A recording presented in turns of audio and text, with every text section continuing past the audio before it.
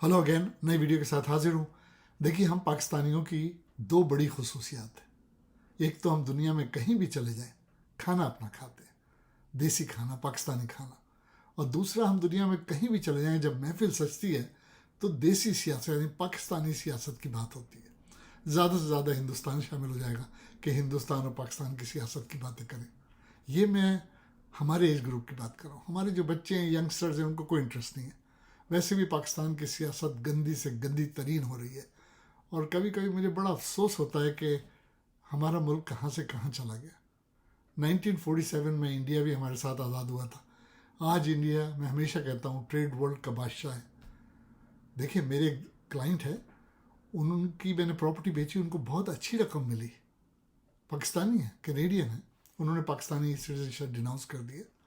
मैंने उनको बहुत सारे ऑप्शन दिए इन्वेस्टमेंट के। उन्होंने कहा नहीं, मैं तो साउथ इंडिया में इन्वेस्ट करूँगा, मेरे पैसे सिक्योर है। मुझे बड़ा अफसोस हुआ कि यार, कैनेडियन पाकिस्तानी, इतने सारे पैसे उनके इन्वेस्टमेंट सेल करने के बाद मिले और वो जाके इंडिया में इन्वेस्ट करें। क्योंकि वो कहते हैं इंडिया में ना कोई घर पे कब्जा करता है, ना ऐसी गुंडागर्दी जैसी पाकिस्तान में। और ये बात सही भी है। और ऑनेस्टली मैं आपको बताऊं, गिनीज बुक ऑफ रिकॉर्ड में पाकिस्तान बैंकरप्ट कंट्रीज़ की लिस्ट में आने में ज़्यादा दूर नहीं है। जो कुछ पाकिस्तान में हो रहा है, अनबिलीवेबल। यानी आज देखिए कि हमारी पार्लियामेंट में कितना हंगामा हुआ, क्योंकि हुकूमत क्या चाहती है कि किसी तरीके से इलेक्शन एक्ट्स में अमेंडमेंट्स लेकर आ जाए अपनी मर्जी की। तो उस पर तो उनके इत्तेहादी भी फूट पड़े। उन्होंने भी कहा कि भाई, ये जो निगरान सेटअप आप लाएंगे, इसको आप इख्तियारात दे रहे हैं कि इंटरनेशनल कंपनी से डील कर ले। ये निगरान सेटअप जो आप लाएंगे, इसको आप इख्तियारात दे रहे हैं कि अपनी मुद्दत बढ़ा लें। आप इनको इख्तियारात दे रहे हैं कि आप जिसको चाहें अपॉइंट कर दें।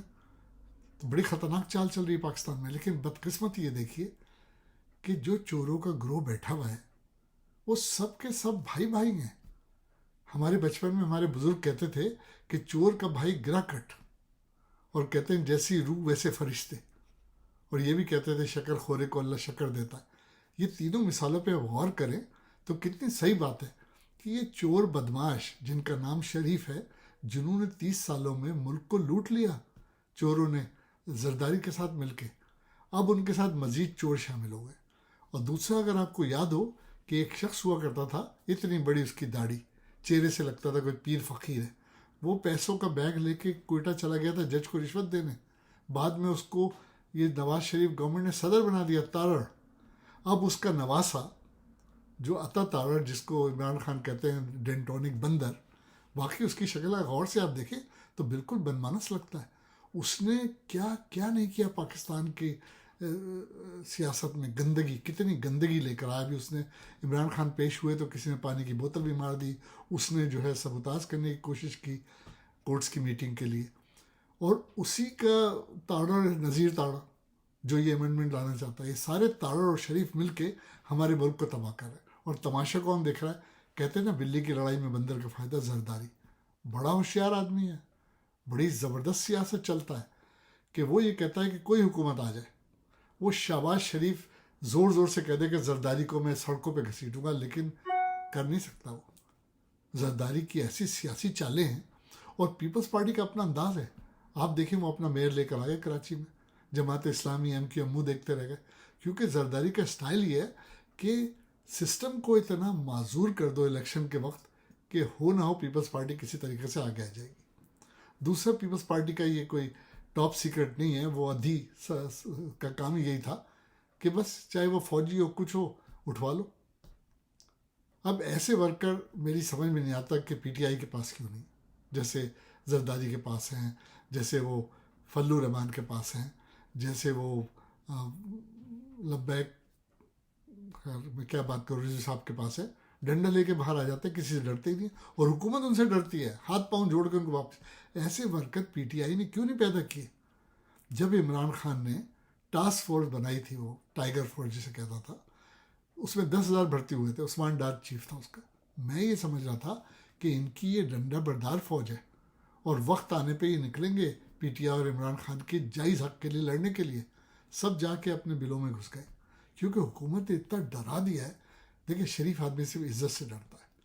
हुकूमत में इस वक्त सारे गुंडे भरे, और पाकिस्तान में हुकूमत करने के लिए جس طریقے سے یہ نواز شریف اینڈ کمپنی اور زرداری اینڈ کمپنی پورا کا پورا بیوروکریٹس اور پورا یعنی پاکستان کا ٹاپ لیول جو ہے چینج کر دیتے ہیں، یہی طریقہ ہے. اب دیکھیے حیرت کی بات ہے، عمران خان صاحب کے وارنٹ ایشو ہو گئے، وہ بھی ناقابل ضمانت، یعنی لازمی گرفتاری کے سر ہونا ہے وارنٹ. اور کہاں سے ایشو ہے؟ الیکشن کمیشن سے.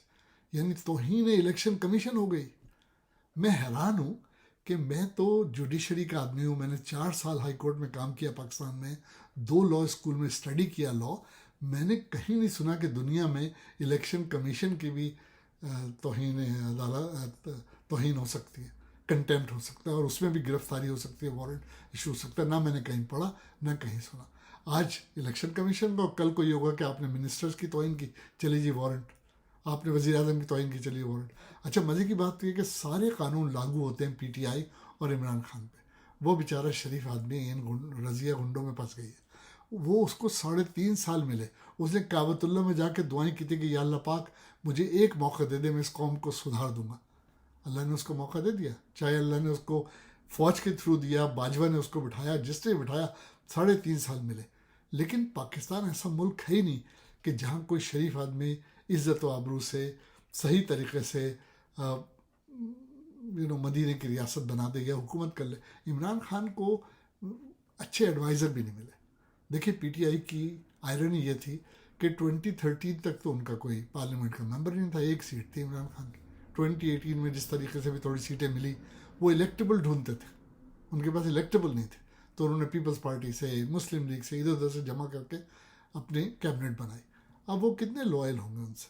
2-4 آدمی تھے پی ٹی آئی کے اوریجنل، اسد عمر وغیرہ ٹائپ کے، لیکن وہ کتنی دور تک لے جائیں گے؟ پھر عمران خان صاحب کی اپنی طبیعت. اچھا دیکھیں، حضرت عمر کہتے تھے کہ شہادت اس کی قبول کروں گا جس نے ملزم کے ساتھ یا جس پارٹی ہے اس کے ساتھ سفر کیا ہو یا رہا ہو. تو بات وہ کرنی چاہیے جو ذاتی طور پہ آپ کو پتہ ہو. میں نے عمران خان صاحب کے ساتھ بہت وقت گزارا ہے، بے شمار میٹنگ ہوئی ہے، بہت بیٹھکیں ہوئی ہیں، میں ان کو انسائڈ آؤٹ جانتا ہوں. کمزوریاں ہر انسان میں ہوتی ہیں. عمران خان صاحب کا یہ ہے کہ وہ چاہتے ہیں کہ بس ان کو سپریمیسی چاہیے، کہ بس مائی وے اور ہائی وے. اسی وجہ سے وہ فیل ہوئے. ورنہ وہ سیاست میں جتنے مقبول ہو گئے عمران خان ابھی بھی اور پہلے بھی، ان کو تو پاکستان کے عوام بادشاہ بنا دیتے. اور وہ تو عمران خان جو ہے وہ تو انٹرنیشنل لیڈر ہے. عمران خان مسلم ورلڈ کا لیڈر ہے، پاکستان کا لیڈر نہیں. پاکستان نے 3 یا 4 ایسے لیڈر پیدا کیے.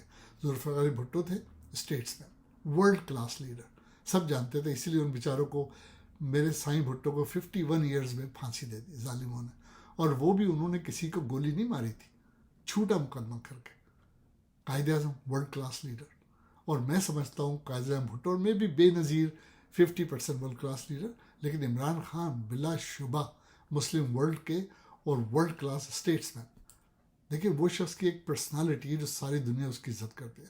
اور وہ ایسی حکومت میں نہیں آ گیا تھا، یا عوام ایسے پیار نہیں کرتے اس سے.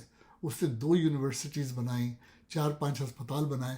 اس نے ہر وہ کام کیا جو اس کو ایسا کریڈٹ دیتا تھا کہ عوام اس سے پیار کرے. ورلڈ کپ لے کے آیا 92 میں. 92 سے آپ حساب لگائیے 30 سال ہو گئے، آج تک ورلڈ کپ کرکٹ کا پاکستان میں نہیں آیا. یہ کتنے ہمارے لیڈرز ہیں جنہوں نے اسپتال بنائے، یونیورسٹیز بنائی. اب غریب کو اسی میں پھنسا رہے. القادر یونیورسٹی، وہاں بتائیے غریب طلباء دین کی تعلیم حاصل کرتے ہیں. عمران وہ چیریٹیبل آرگنائزیشن ہے. عمران خان کا اس میں ذاتی کیا فائدہ ہے؟ یہ شوکت خان ہاسپٹل چیریٹیبل آرگنائزیشن ہے. اس شخص کو تو پیسے کی کوئی کمی نہیں ہے. وہ تو اگر جمائمہ سے اس کی ڈیورس نہیں ہوتی تو وہ پاکستان کا سب سے مالدار آدمی ہوتا. لیکن اب یہ چور اچکے جو جمع ہو گئے، اور جیسے اسحاق ڈار کا نام لیا جا رہا ہے نگراں حکومت کے لیے، وہ شخص جس نے 5 ٹاور بنا دی. دیکھیے اسحاق ڈار کون ہے، میں بار بار آپ کو ریمائنڈ کراتا ہوں. اسحاق ڈار کو نواز شریف کے والد نے پالا، اس کے بعد پالنے کے بعد بڑا کیا. اس کے بعد کیا ہوا، جب نواز شریف کو مشرف نے 10 سال کے لیے سعودی عرب جانے دیا تو اس ڈیل میں یہ بھی شامل تھا کہ نواز شریف کی ایک لڑکی بھی جائے گی. بے غیرت نے اپنی مریم کی چھوٹی بہن کو بھی پیکیج میں وہاں بادشاہوں کے پاس بھیجا تھا. پھر جو فارغ ہو کے آئی تو کسی کو تو شادی کرنی تھی، تو اسحاق ڈار کے لڑکے سے اس کی شادی ہوئی. اس طرح اسحاق ڈار سمدھی ہو گیا. تو اگر وہ اسحاق ڈار کے احسان کو کیسے بھول جائیں گے؟ تو وہ احسان اتارتے اتارتے اس کو آگے بڑھا رہے. وہ چور اچکے آدمی، اس نے 5 ٹاور چوری کے پیسوں سے دبئی میں بنائے. اب دیکھیے عمران خان آج قوم سے خطاب کرتے ہوئے عمران خان نے کہا کہ میرے پاس ایسے ثبوت آ گئے ہیں کہ نیب کا جو یہ چیئرمین ہے جس کو ہم پر لا کے رکھا گیا فوجی کو، اس کو اسی طرح گریبان سے پکڑ کے گرفتار کیا جائے گا جیسے مجھے گرفتار کیا گیا. And I hope that happens. بڑا دل دکھتا ہے پاکستانی گندی سیاست کو دیکھ کے. اب تک کے لیے اتنا ہی.